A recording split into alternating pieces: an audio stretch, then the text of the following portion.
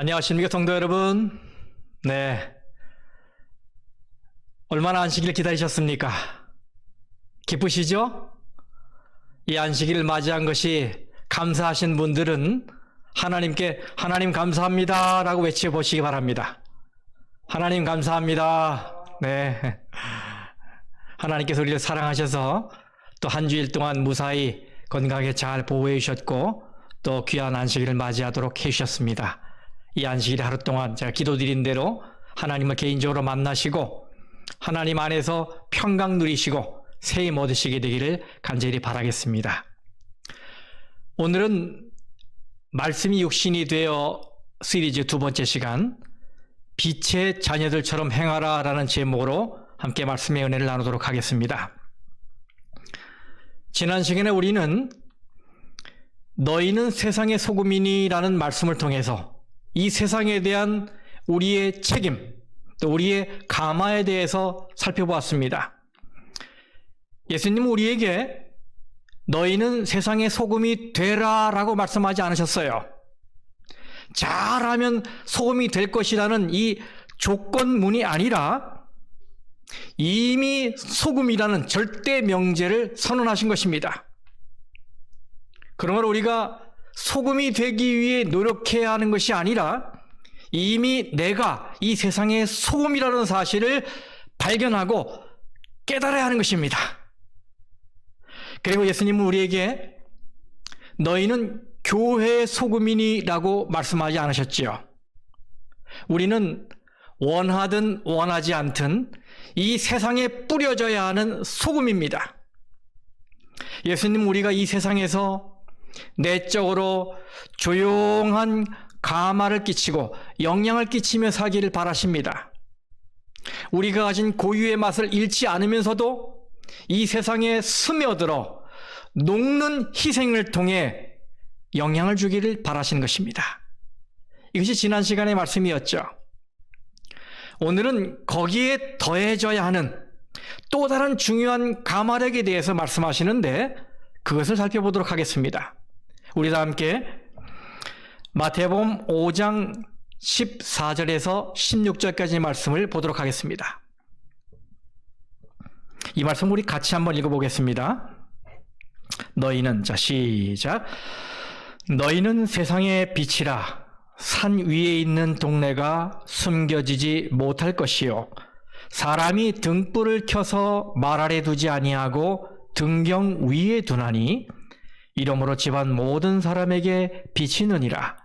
이같이 너희 빛이 사람 앞에 비치게 하여 그들로 너희 착한 행실을 보고 하늘에 계신 너희 아버지께 영광을 돌리게 하라. 아멘. 예수님이 이렇게 우리를 빛에 비유하신 것은 우리에게 선교 사명을 넣어주기 위함인데요. 그 접근 방식은 소금과 좀 다릅니다. 소금은 이 공동체 안에서 하나님의 사랑을 조용히 그리고 내적으로 드러내는 이 감화를 뜻하는 것이라면 이 빛은 보이는 방식으로 강력하게 드러내는 외적인 감화력을 뜻하는 것입니다. 소금과 빛은 서로 대조적인 상징성을 가지고 있습니다. 소금은 땅에 있고 빛은 하늘에 있지요. 소금은 드러나면 안 되고 빛은 드러나야 합니다. 소금은 깊은 곳으로 들어가야 하고 빛은 높은 곳으로 올라가야 합니다. 소금은 품성의 변화와 관련이 있고 빛은 행동의 변화와 관련이 있습니다. 그리고 말씀의 순서는 빛과 소금이 아니라 소금과 빛입니다. 여러분 제자들을 생각해 보세요. 처음에는 다락방에 모여서 조용히 기도를 했어요. 사뭇 정적이지요. 그런데 오순절날 성령을 경험한 이후에 무엇을 했습니까? 세상에 나가 큰 소리로 복음을 증거했어요. 사도 바울을 생각해 보세요. 그가 처음에 예수님을 만난 후에는 얼마 동안 조용히 지냈습니다. 그리고 그 다음에 어떻게 했습니까? 네, 활발하게 전도 여행을 하면서 복음을 증거했죠. 이렇게 우리 그리스도인들은 선교에 있어서 내적, 외적으로 균형을 이루며 사명을 감당해야 하는 것입니다. 자, 예수님께서 우리를 향해 너희는 세상의 빛이라 라고 말씀하셨습니다. 여기 우리말 성경에는 제대로 표현이 안 된 중요한 단어가 원어인 헬라어 성경에 표현되어 있습니다. 그것은 빛이라는 명사 포스 앞에 토라고 하는 정관사가 붙어 있는 거예요. 영어 성경은 이것을 잘 표현했습니다. You are the light of the world. 이렇게 light이라는 명사 앞에 the라고 하는 정관사가 붙어 있어요. 그래서 이 말씀은 너희는 세상에 어떤 빛이 아니라 아주 특별하고 독특한 바로 그 빛이다 라는 말씀이에요. 우리는 이 말씀에서 예수님의 말씀을 떠올립니다. 요한복음 8장 12절 말씀입니다. 예수께서 또 말씀하여 이르시되 나는 세상의 빛이니 나를 따르는 자는 어두움에 다니지 아니하고 생명의 빛을 얻으리라. 여기서도 빛이라는 단어 앞에 정관사 더가 붙어 있습니다. 예수님은 자신을 가리켜 나는 세상에 바로 그 빛이다 라고 말씀하셨습니다. 이 말씀은 나는 길이요 진리요 라는 말씀처럼 예수님의 유일하고도 독특한 속성 그리고 품성을 가리키는 것입니다. 그러면서 뭐라고 하셨어요? 나를 따르는 자는 어둠에 다니지 아니하고 생명의 빛을 얻으리라. 빛 되시는 예수님 우리가 따르게 되면 우리는 어둠 속에서 방황하지 않고 생명의 빛을 받게 될 것이다 라는 말씀입니다. 그렇습니다. 이 세상을 비추는 The Light, 그 빛은 바로 예수 그리스도이십니다. 우리는 그 예수님 안에서 그분의 품성에 참여하는 큰 특권을 누리고 있는 거예요. 이 너희는 세상의 빛이다 라는 말씀을 메시지 성경은 이렇게 번역했어요. 너희는 빛이 되어 세상의 하늘의 빛깔을 드러내라고 여기 있는 것이다. 이 말씀은 빛이신 예수님과 그것을 받아 드러내야 하는 우리의 사명을 잘 구분해서 표현하고 있어요. 우리는 우리 자신이 빛을 만들어내는 것이 아니라 하나님의 빛깔을 드러내는 존재입니다. 이런 의미에서 세상에 빛이 되어야 하는 우리는 태양과 같은 발광체적인 빛이 아니라 달과 같은 반사체적인 빛인 것입니다. 다시 말하면 우리는 우리 자신이 빛을 만들어내는 것이 아니라 우리 안에 거하시는 바로 그 빛 되시는 예수 그리스도를 반사하는 역할을 하는 거예요.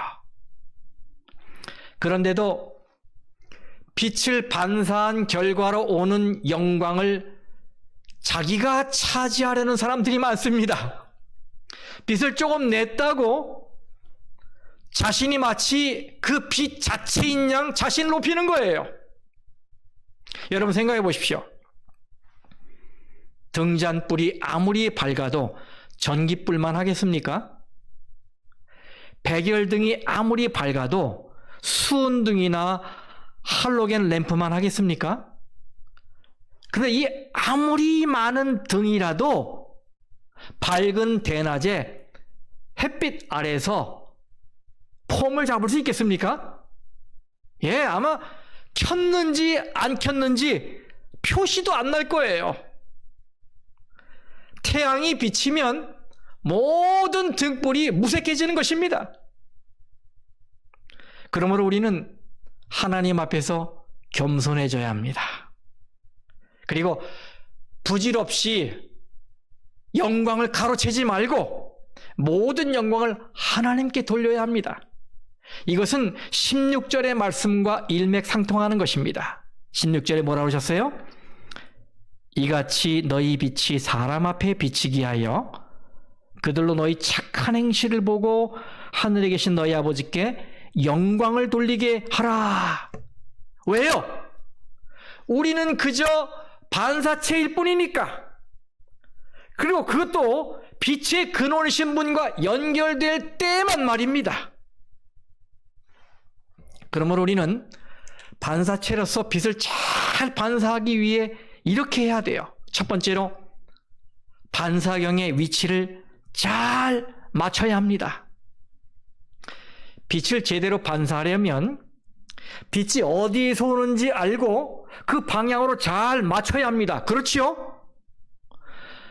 이 말씀은 빛이신 예수 그리스도께 우리의 삶의 방향이 맞춰져야 한다, 이 말씀인 것입니다. 그리고 반사된 빛이 제대로 향하는 것도 중요하지요. 그 반사된 빛이 어디로 향해야 되겠습니까? 우리 자신에게요? 아니요. 이웃에게요. 이웃. 네. 그것이 세상의 빛으로 우리를 부르신 하나님의 섭리를 이루는 길이니까요. 두 번째는 빛을 잘 반사하기 위해 이 반사경은요, 찌그러지거나 오염되지 말아야 합니다. 여러분, 아무리 방향을 잘 잡았다 하더라도 반사경 자체가 찌그러져 있거나 때가 껴 있으면 제대로 반사할 수가 없어요. 그래서 우리는 늘 말씀과 기도로 내 삶을 정렬하고 추스리고 바로 세워야 합니다. 그리고 내 마음속에 있는 이 죄로 오염된 것을 회개하는 마음으로 하나님께 고백해야 돼요. 그리고 마음의 청결을 유지해야 합니다. 성도 여러분, 부디 여러분의 삶의 방향이 예수님께 맞춰지고 마음이 바로 놓이도록 말씀과 기도의 삶, 그리고 회개의 삶을 살게 되기를 간절히 바라겠습니다. 이 말씀을 좀 따라해 주십시오. 나는 세상의 빛이다. 한 번 더요. 나는 세상의 빛이다. 예. 우리가 세상의 빛이라는 이 말씀 속에는 세상의 상태가 암시되어 있습니다. 세상이 어떤 상태라고요? 네. 어둠 속에 잠겨 있다고요. 사람들은 빛보다는 어둠을 더 좋아하고 더 익숙해 합니다. 그것이 본성이고 그것이 성향이에요.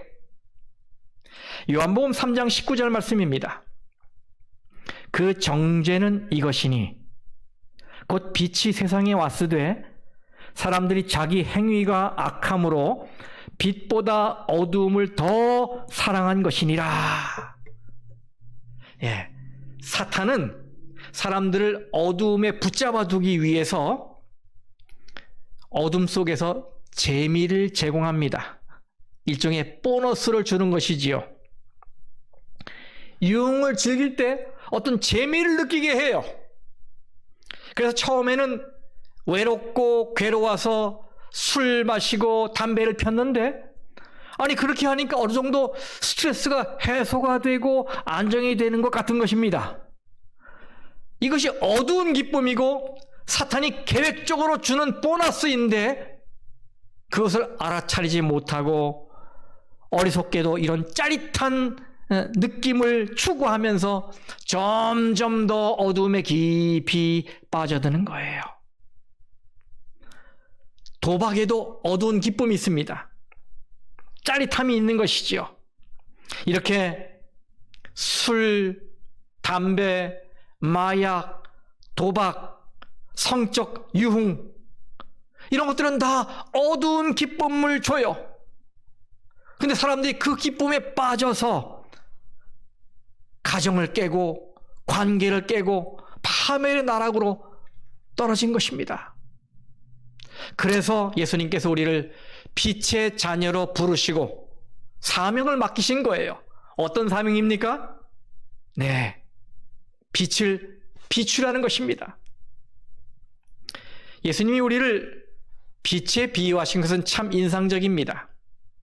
이 시간에 우리가 빛의 기능을 몇 가지를 좀 살피면서 이 세상을 향한 우리의 역할, 가마가 어떠해야 하는지 좀 알아보십시다.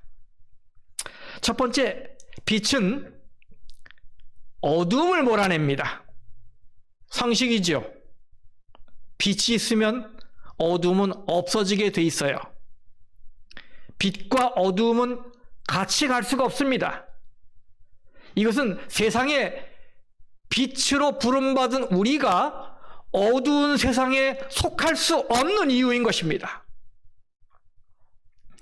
저는 군대에 입대할 때 이런 결심과 기도를 했어요. 하나님, 제가 어느 부대에 배치받든지 제 주위에 있는 사람들이 저를 재림교회 목사 후보생으로 알고 저를 의식할 수 있도록 제가 살게 해주십시오. 그리고 군 생활하는 동안 저는 그 결심을 이루기 위해 또 제가 누구인 것을 알리기 위해서 욕을 단 한 번도 입 밖에 내지 않았습니다. 음란한 대화를 나누지 않았습니다. 그리고 책임을 회피하기 위해 거짓말을 하지 않았습니다. 그리고 지휘관이 보지 않더라도 일을 적당히 하지 않았습니다. 그랬더니 처음에는 관계가 어색해져서 참 힘들었습니다. 그리고 지휘관들을 포함해서 저의 선임, 저의 후임들이 뭔가 비도덕적인 결정을 할 때 저를 의식하는 것이 보였어요. 어떤 때는 결정하기에 앞서 저를 밖에 혼자 나가 있도록 했어요. 제가 불편하다는 겁니다. 하지만 제가 계속해서 기도하면서 제 결심에 충실히 하려고 노력했더니 나중에는 저에게 다들 기도를 부탁하고 또 개인적으로 찾아와 상담을 부탁하고 또 지휘관들은 저와 성경 공부하자고 성경을 가르쳐달라고 하고 이렇게 바뀌었어요. 그렇습니다. 때로는 바르게 살려고 하면 이렇게 여러 사람과의 관계 속에서 갈등과 불편함의 원인이 될 수 있습니다. 하지만 그것이 우리의 정체성이고 우리의 존재 이유인데 어떻게 하겠습니까, 여러분? 우리는 세상 사람들이 우리 앞에서 조심하게 해야 합니다. 우리의 존재를 의식하게 해야 해요. 그래서 사기를 치고 거짓말을 하고 부정을 저지를 때 우리를 바라보고 양심의 찔림을 받도록 해야 합니다. 불편하게 해야 해요. 이것이 우리의 사명입니다, 여러분. 두 번째, 빛은 볼 수 있게 합니다. 빛이 비치면 환해져서 거기에 뭐가 있는지 알게 돼요. 그래서 우리는 어두운 세상에 사는 사람들에게 진리의 빛을 비춰서 빛이 비춰지지 않으면 절대 몰랐을 그 마음의 죄악을 깨닫게 하고 우리가 사는 모습을 통해서 흔들림이 없는 신앙이 무엇인지, 소망이 있는 재림신앙이 무엇인지, 진리를 추구하는 참 교회의 모습이 무엇인지 볼 수 있게 하고 무엇보다도 하나님의 품성을 제대로 볼 수 있게 해야 하는 것입니다.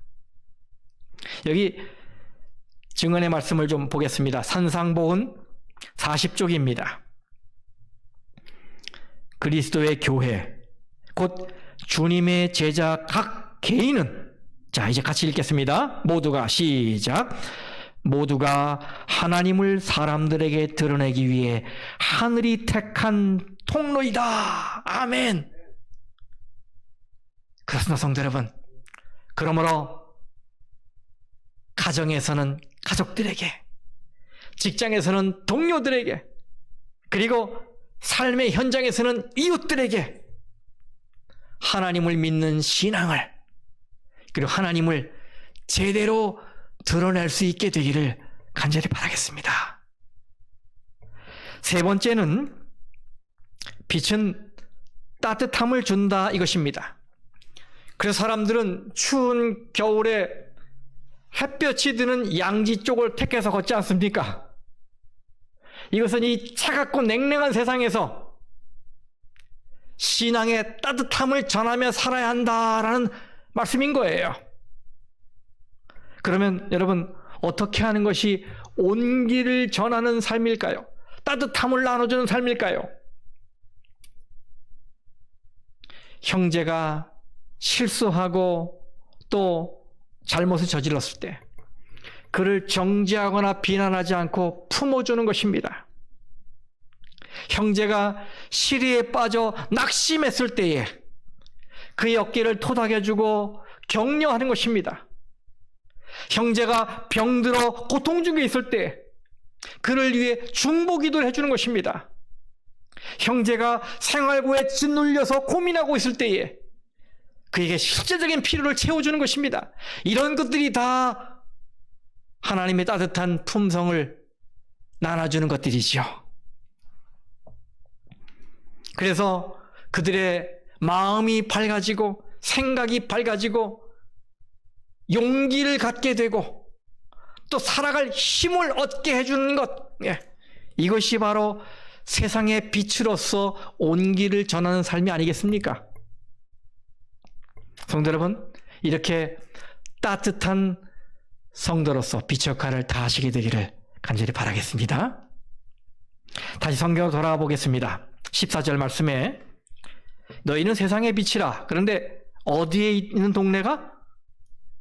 산 위에 있는 동네가 숨겨지지 못할 것이라고 말했어요. 산골짜기에 동네가 있다면 잘 보이지 않겠지만 산 위에 있는 동네니 얼마나 잘 보이겠습니까? 이렇게 우리는 세상 앞에 드러나야 하는 하나님의 홍보물들인 것입니다.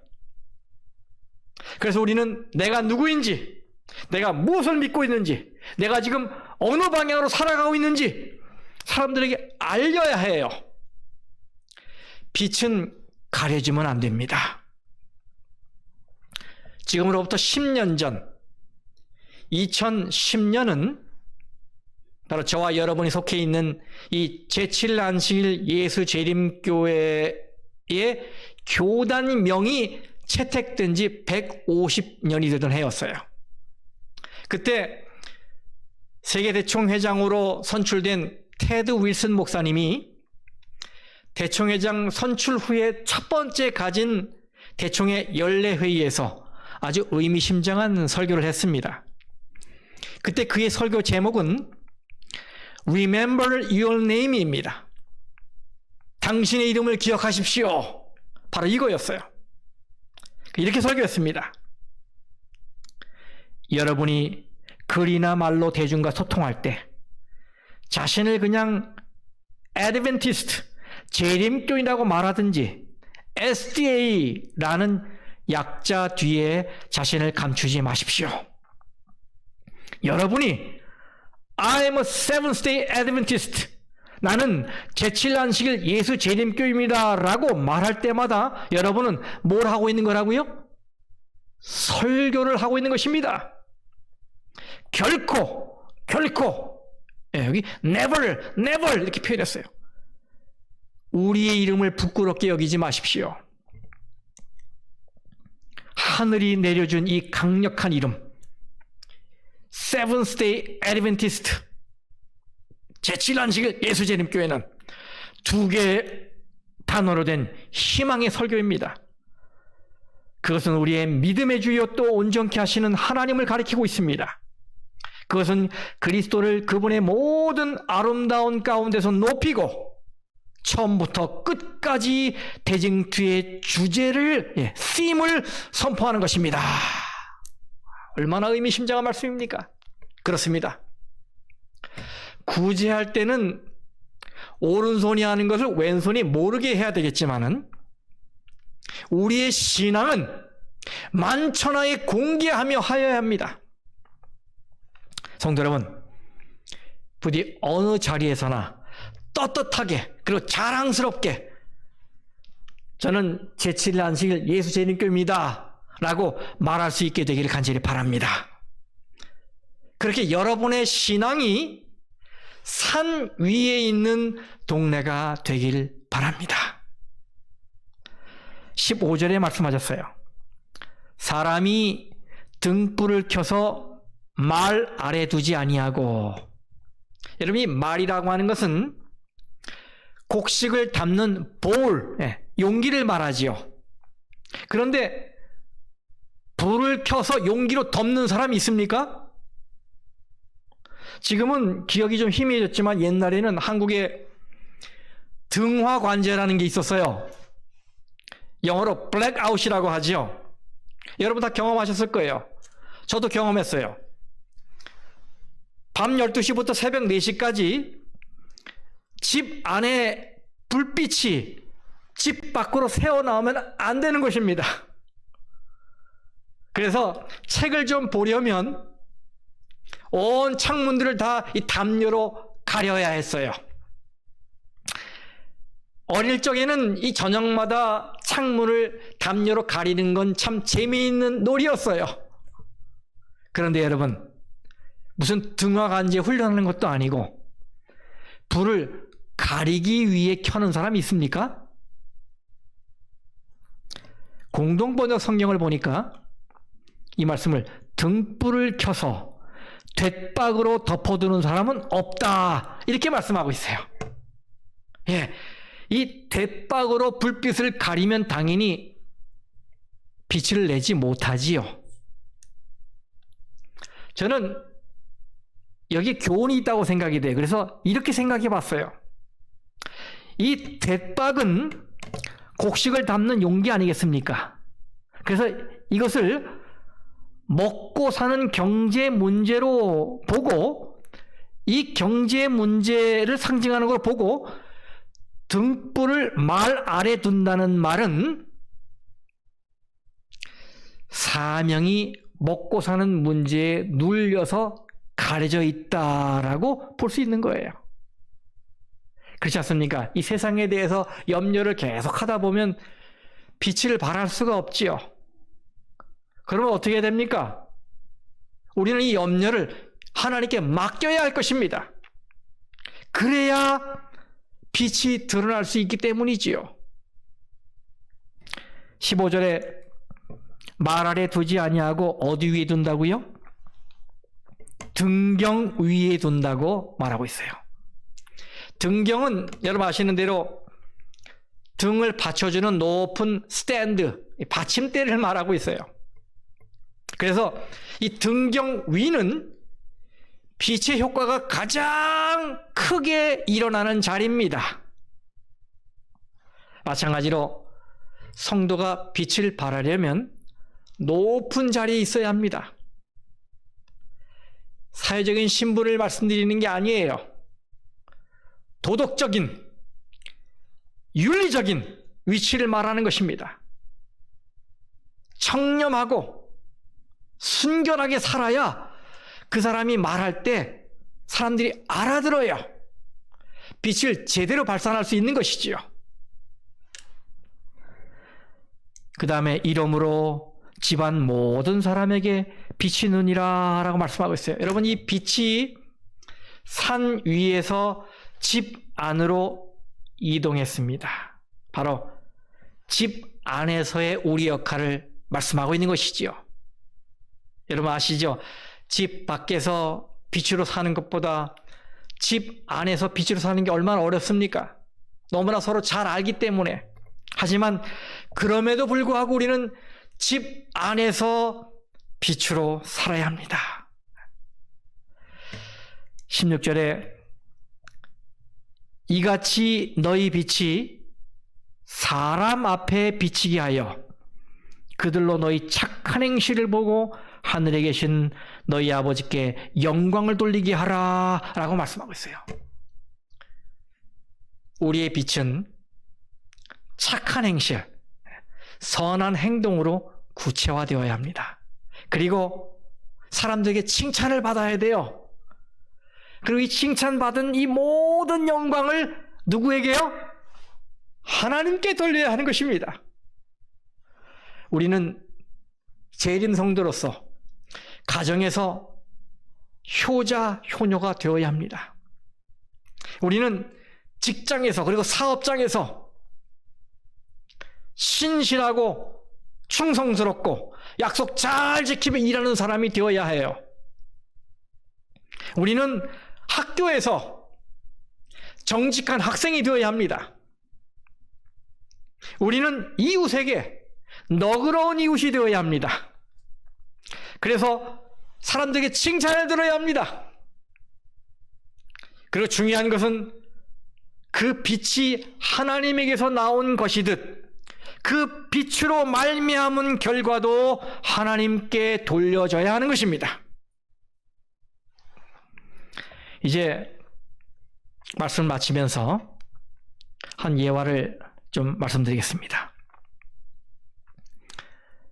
2017년에 146년의 역사를 접고 영원히 막을 내린 이 미국의 서커스단 링글링 브라더스 앤 바너맨 베일리, 이 서커스단의 일화입니다. 이 서커스단이 뉴욕에서 공연을 할 때 한 조련사가 호랑이를 이렇게 데려다 놓고 제주를 부리고 있었어요. 그런데 갑자기 이 장안에 불이 나갔습니다. 정전이 됐어요. 물론 1분이라는 짧은 시간 동안이었고 또 철장이 쳐져 있었기 때문에 관중에게는 위험이 없었지만 이 관중들은 그럼에도 불구하고 어둠 속에 홀로 놓인 이 조련사가 호랑이들의 공격을 받으면 어떻게 할까라는 이 걱정을 하게 되었어요. 그런데 장내가 캄캄하고 물겨온 듯 조용한데 무대에서는 이 조련사의 채찍 소리와 호랑이들의 행동을 지시하는 명령이 조금 더 흐트러짐 없이 울려 퍼졌어요. 그리고 불이 들어오자 관중들은 이 조련사가 암흑 속에서도 호랑이를 제압한 것을 놀랍게 여기면서 다 일어나서 찬사를 보냈어요. 공연 후에 기자회견이 열렸을 때 조련사가 이렇게 말했습니다. 어둠 속에서도 호랑이들은 나를 잘 봅니다. 그래서 내가 호랑이를 못 보고 있다는 것을 눈치채게 해서는 안 되었습니다. 바로 어둠 속에서도 빛에 있는 것처럼 행동했기 때문에 조련할 수 있었다, 이 말이었던 것입니다. 성경 말씀 에베소서 5장 8절 말씀입니다. 이 말씀 우리 다 합심해서 읽어보겠습니다. 에베소서 5장 8절 다 함께요. 시작. 너희가 전에는 어두움이더니 이제는 주 안에서 빛이라. 빛의 자녀들처럼 행하라.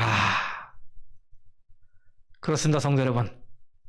우리는 지금 죄악으로 어두워진 세상에 살고 있습니다.